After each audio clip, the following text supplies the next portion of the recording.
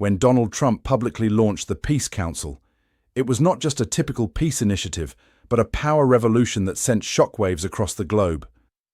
Trump has decided to carve his own path, challenging the international order that has been established for the past 75 years, dismissing the role of the United Nations, an organization considered the foundation of peace and international cooperation. Currently, there is no official organization to replace the United Nations, but these statements and actions have raised a big question. Is Trump strategically moving toward a position where the US would control global affairs without needing to go through the United Nations? The United Nations, despite its limitations, remains the only multilateral tool the world has built since World War II.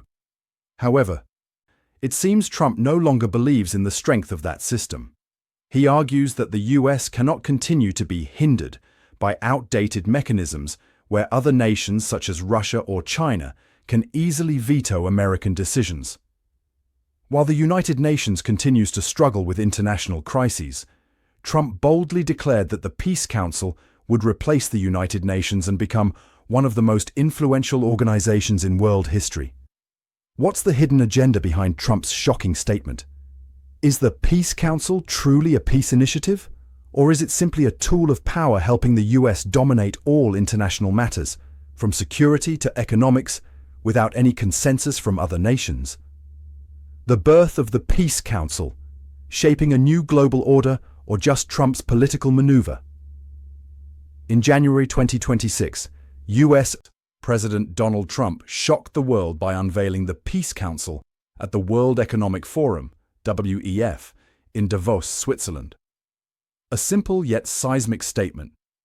The Peace Council is not just an ordinary peace organization, but a tool to replace the United Nations, a new global mechanism that could help the US lead international peace and security without being bound by the procedures of the UN.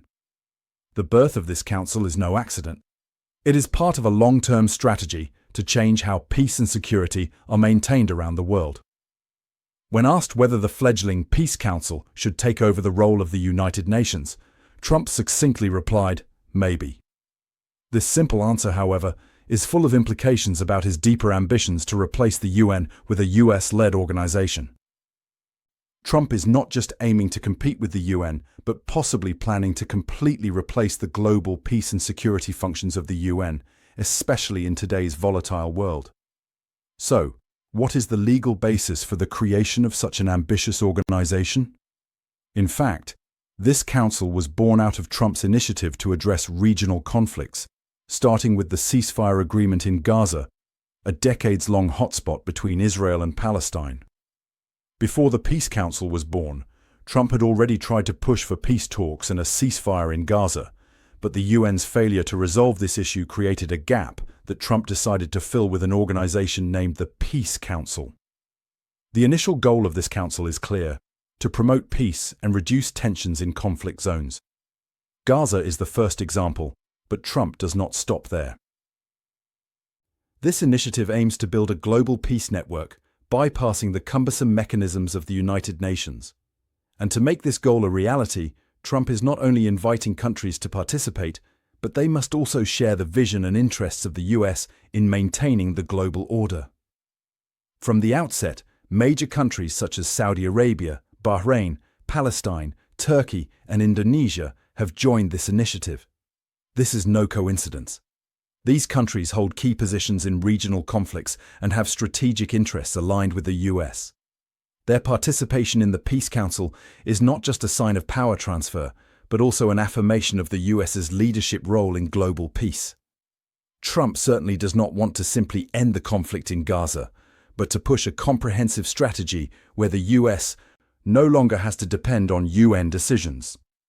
The Peace Council, according to Trump, is one of the most influential organizations ever created in world history. And indeed, with goals not only to resolve regional conflicts, but also to create a completely new mechanism, this council carries enormous ambition. Trump also continues to emphasize his foreign policy achievements, reiterating the controversial claim, "We've put out all those fires. Most people, even I, didn't know some of those wars were even happening."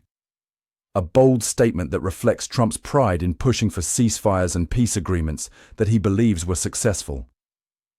In this way, Trump has created a new mechanism, not only to resolve conflicts, but also as a means for the US to assert its leadership in international issues, a role that, according to him, the United Nations has never truly held.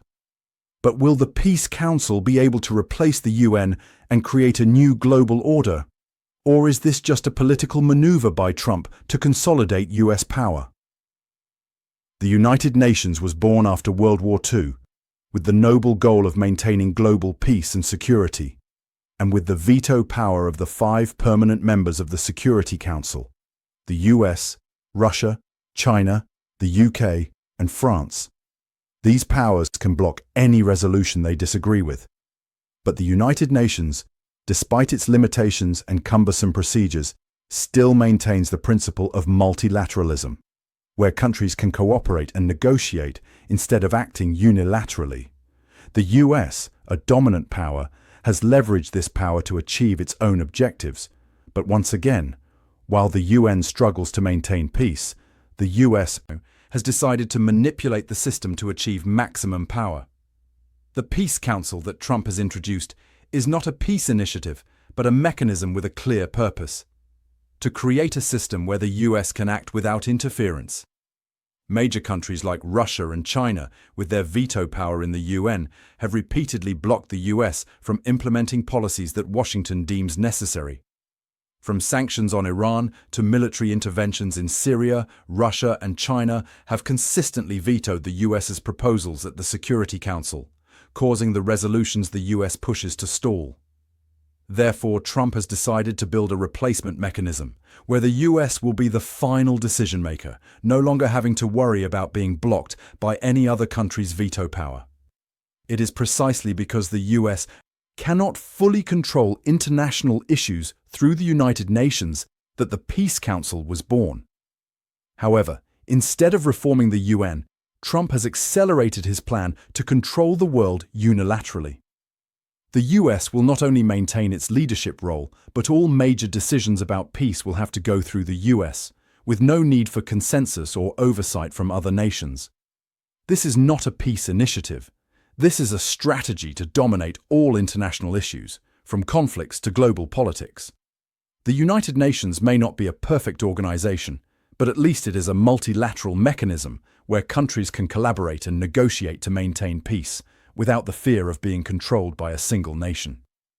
The United States, with the Peace Council, may reshape every international decision without any procedure, and there will certainly be no oversight from other countries.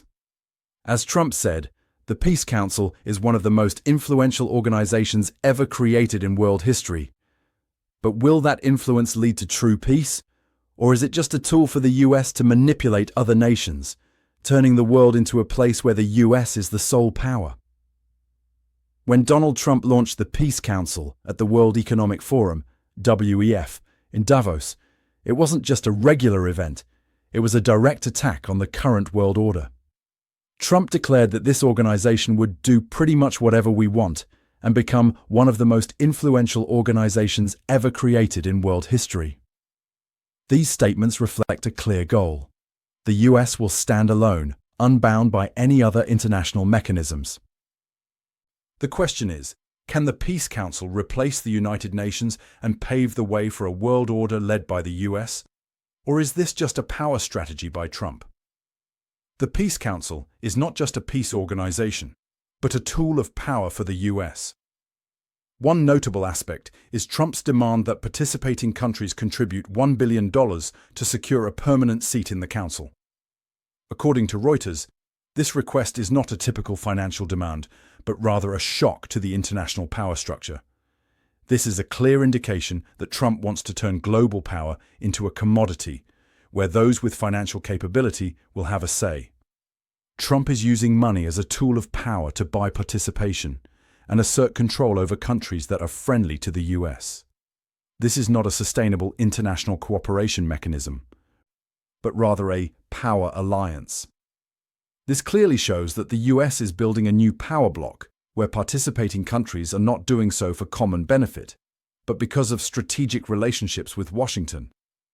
According to information from The Guardian, countries that are not allied with the US or have conflicting interests will be completely excluded from important decisions. This raises an important question. Is such a world truly fair? Or is it simply a world manipulated by the US, where other nations are forced to bear the financial and political influence of Washington? Trump not only wants to maintain leadership, but also seeks to control all major decisions, from security and peace to economic issues. The requirement for countries to make substantial financial contributions is a clear example that the US is turning global power into a commodity where countries can only participate if they have the financial means to pay. This completely contradicts the goal of building a multilateral and fair system where nations collaborate and share power to solve global issues. According to WSJ, Trump understands that financial power is the key to expanding US influence. When countries have to contribute to join the Peace Council, they are not only joining the Council, but are also bound financially and politically to the US. This creates a system of power that the US can control entirely, without the need for negotiation or waiting for the consensus of other countries. This is why the Peace Council is not just a peace initiative, but a tool of power for the US to intervene in any international matter in a way that does not require sharing power with anyone else. Will the world truly accept a US-led power organization? The first reaction came from Western countries, where many governments expressed skepticism and caution regarding this initiative. The United Kingdom led the way in refusing to participate, with Foreign Secretary Yvette Cooper emphasizing political and legal concerns about inviting Russia to join, while the country is still accused of being the perpetrator in the conflicts in Ukraine. Is the US paving the way for a completely new organization where US-aligned countries can dominate power, while other nations are excluded from important decisions? This is the question Western countries are raising, as they do not want to be sidelined by the Peace Council.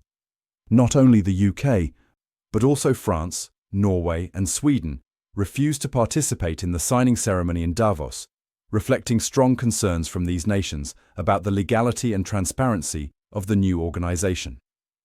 They do not want to recognize a new power structure, while the United Nations, despite its shortcomings, remains the only multilateral peace mechanism the world currently has. Diplomats at the United Nations have also spoken out, warning about the lack of transparency in the Peace Council and fearing that it will simply be a tool for US interests rather than a fair mechanism to address international conflicts. Meanwhile, Israel declared its participation in the Peace Council. But this was not simple. Israeli politician Benjamin Netanyahu, the head of Israel, confirmed participation. But his involvement sparked criticism as Israel is facing accusations from the International Criminal Court. Israel's participation also reflects the rivalry between major countries in the Middle East as the US seeks to strengthen its position in conflict-prone regions. In contrast, Middle Eastern and Asian countries like Saudi Arabia, UAE, Jordan, Qatar, and Pakistan have expressed support, but experts argue that this is not necessarily support for peace, but rather a strategic calculation. These countries see that joining the Peace Council could help them strengthen their relationship with Washington and secure regional interests without facing suspicion or opposition from major powers. From these contrasting reactions, the question arises, can the US once again manipulate the world order to its advantage? When the Peace Council is established, will this be a strategy to maintain US global power and influence, while peace and international justice are forgotten? Is the US building a world where power belongs solely to itself, with other nations merely subjected to its financial and political control?